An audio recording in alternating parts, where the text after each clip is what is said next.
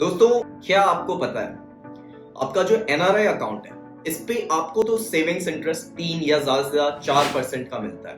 पर क्या आपको पता है किस तरह से एक इंडियन बैंक एनआरआई से कितना ज्यादा पैसा कमाती है? इस वीडियो में मैं आपको बताऊंगा किस तरह से एक इंडियन बैंक एनआरआई से करोड़ों रुपए बनाती है। सबसे पहली चीज होती है अकाउंट फंडिंग और उसकी सेविंग्स।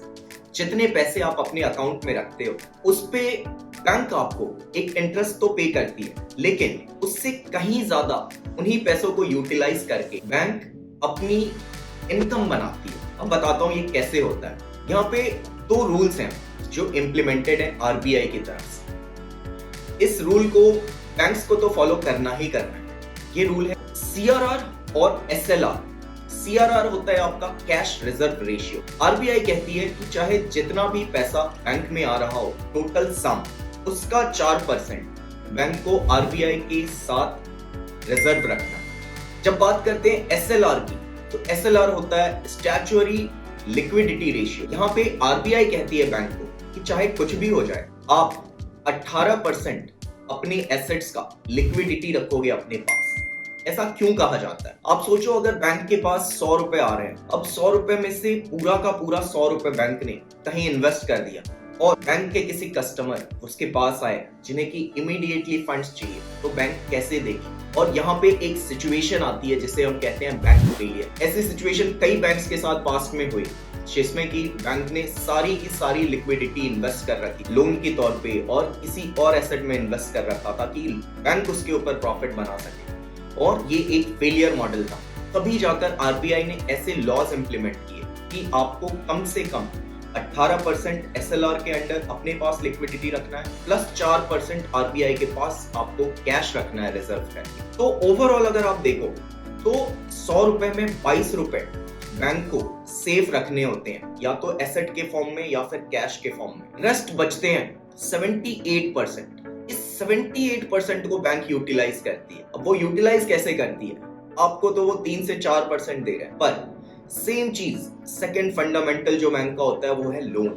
वो लोगों को लोन पे देती है वही पैसा। अगर वो होम लोन है तो होम लोन है, मतलब काफी सिक्योर्ड लोन है, बैंक रिकवर कर लेगी उस पैसे को बहुत इजीली। तो वहां पे वो कम इंटरेस्ट पे, यानी कि 7 से 8% पे लोन देती है यूजर्स को। मोस्टली या तो इंडिया में जिनको होम लोन लेना, या फिर कई बैंक्स ऐसे भी हैं जो पर्सनल लोन या फिर लोन अगेंस्ट प्रॉपर्टी देते हैं एनआरआई, लेकिन वो कंडीशनल लोन होते हैं। उन पैसों को इंडिया में ही यूटिलाइज करने होते हैं। तो यहाँ पे बैंक के इंटरेस्ट रेट्स जो होते हैं, सिर्फ पर्सनल लोन, वो चले जाते हैं 13 से 16%।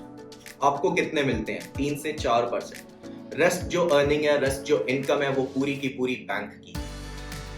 दूसरा तरीका क्या होता है बैंक्स के पास पैसे कमाने का? वो है इन्वेस्टमेंट्स।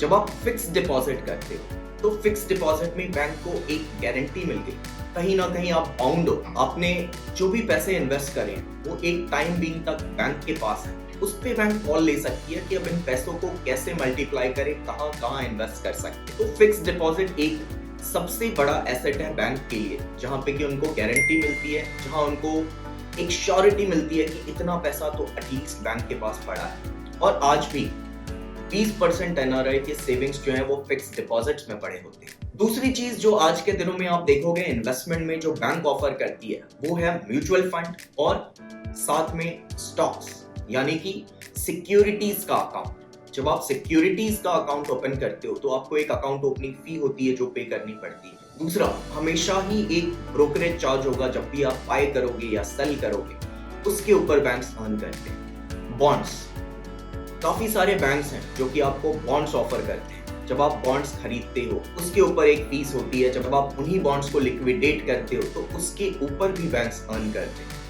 एनआरआईज के केस में बैंक के पास एक तीसरा भी ऐसा और काफी स्ट्रॉन्ग ऑप्शन होता है पैसे बनाने का। वो होता है जब भी आप इनवर्ड या आउटवर्ड रेमिटेंस कर रहे होते हो, यानी अगर आप फॉरेन अकाउंट से अपने एनआरआई अकाउंट में फंड्स ट्रांसफर कर रहे हो, या फिर आप अपने एनआरआई अकाउंट से फॉरेन अकाउंट में फंड्स ट्रांसफर कर रहे हो, तो वहां पे FX currency, FX exchange charges applicable होते हैं आप पे, जो आपके फंड्स पे वेरी करते हैं।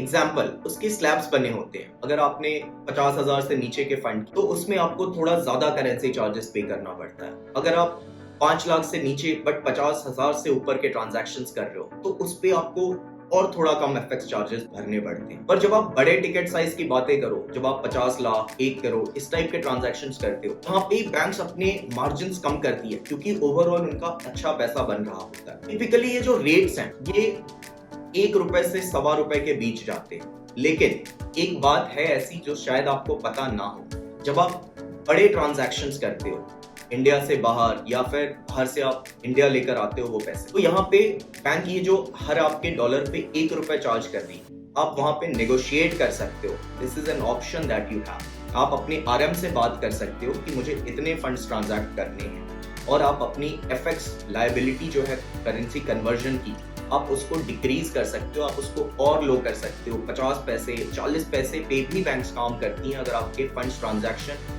या तो फंड्स अमाउंट ज्यादा है या फिर नंबर ऑफ ट्रांजैक्शंस ज्यादा है। कई लोगों को ये पता नहीं होता है, लेकिन हमने भी कई केसेस में ऐसे एनआरआईज के लिए करवाया है जिसमें उनके काफी ज्यादा पैसे बचे हैं जो एफएक्स करेंसी में बैंक को जा रहे थे, वो पैसे सेव हुए। और इतना ही नहीं, जब आप ऐसे ट्रांजैक्शंस करते हो इनवर्ड या फिर आउटवर्ड रेमिटेंस, तो वहां पे एक प्रोसेसिंग फीस भी लगती है जो banks to banks again vary करता है, पर ये टिपिकली 600 से 800 के बीच होते हैं जो आपको हर ट्रांजैक्शन पे बैंक को पे करना पड़ता है। चौथी बात अगर हम करें तो वहां पे है third party products, EPP. EPP में मेजरली आते हैं आपके इंश्योरेंसेस की, लाइफ इंश्योरेंस, हेल्थ इंश्योरेंस।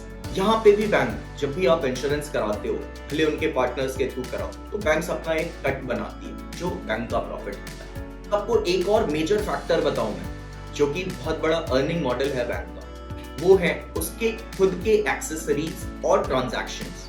यहाँ पे एक्सेसरीज मैं रेफर कर रहा हूँ उनके डेबिट कार्ड और चेकबुक को। जब भी आप डेबिट कार्ड लेते हो या चेकबुक लेते हो या फिर उसको री इशू कराते हो, तब बैंक्स 150 से 500 के बीच आपके ऊपर ईयरली चार्ज करता है आपको। ये हर बार आपको पता भी नहीं होता, लेकिन आप इनडायरेक्टली या डायरेक्टली बैंक को दे रहे होते हो, पे कर रहे होते हो। और सिर्फ इतना ही नहीं, जब जब आप ट्रांजैक्शंस करते हो, ऑनलाइन ट्रांजैक्शंस एक अकाउंट से दूसरे अकाउंट, उसके ऊपर बैंक्स कुछ ना कुछ ट्रांजैक्शन चार्ज अप्लाई करता है जो कि 100 से 150 रुपए के बीच वेरी करता है। जब जब आप एनआरआई अकाउंट से कैश विड्रॉ करते हो, तब बैंक्स आपको 10 से 15 रुपए के बीच चार्ज करता है। जब भी आप चेक के थ्रू कैश कलेक्ट करते हो, वहां पे भी एक टिपिकल बैंक 20 रुपए से लेकर 50 रुपए तक आपको चार्ज करता है। तो इस तरह के छोटे छोटे ही ट्रांजैक्शंस होते हैं, लेकिन ये नंबर्स काफी बड़े हैं और ये छोटे छोटे नंबर्स मिलकर ही एक काफी ह्यूज अमाउंट बन जाता है खुद में। तो दोस्तों, ये सब आपकी जानकारी के लिए था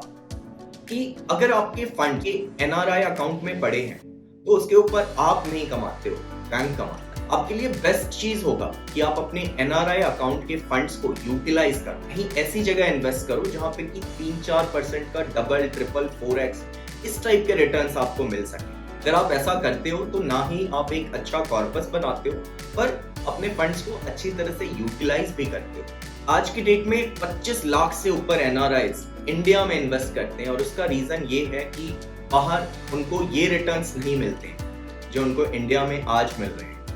अगर आप इंडिया की ही बात करो तो आपके एनआरआई अकाउंट के ऊपर इंडियन बैंक आपको 3 से 4% तक सिर्फ सेविंग्स इंटरेस्ट दे रहे हैं, जबकि आप फॉरेन कंट्रीज की बात करो तो कई बैंक्स ऐसे हैं जो 0 इंटरेस्ट देते हैं, कुछ बैंक 0.5, कुछ बैंक 1% देते हैं, तो वो बहुत मिनिमम वैल्यू है। आप अपने एनआरआई अकाउंट को यूटिलाइज करके कई सारे ऑप्शंस एक्सप्लोर कर सकते हो इन्वेस्टमेंट के।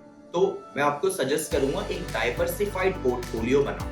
आपको इससे रिलेटेड कोई भी हेल्प चाहिए तो आप हमें रीच आउट कर सकते हो कमेंट्स के थ्रू या फिर स्क्रीन पे दिए गए नंबर के थ्रू। आई होप आपको ये वीडियो काफी इन्फॉर्मेटिव लगी हो। अगर पसंद आया तो इसे लाइक करना मत भूलिए और अभी तक अगर चैनल को सब्सक्राइब नहीं करा है तो कर लो। नेक्स्ट वीडियो भी आपके लिए बहुत इन्फॉर्मेटिव सी मैं लेकर आ रहा हूँ जो नेक्स्ट वीक लाइव होगी। Thanks a lot.